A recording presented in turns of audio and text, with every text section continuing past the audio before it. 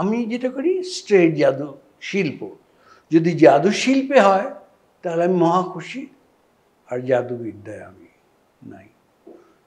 সেই বছর হলো না, পরের বছর আমি তখন বরিশাল মেডিকেল কলেজের 25তম জন্ম বার্ষিকী পালন হচ্ছে, সেইখানে খবর গেল, ডিসি তার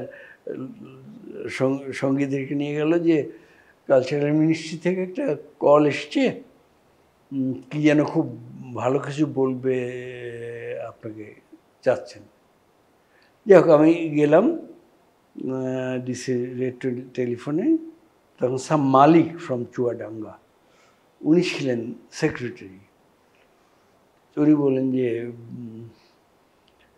গত বছর যিনি গিয়েছিলেন তিনি এত সুন্দর করে আপনার ওপরে লিখেছেন, আমরা মুগ্ধ হয়ে গেছি, এটা আমাদের কাছে একটি শিক্ষণীয় রিপোর্ট।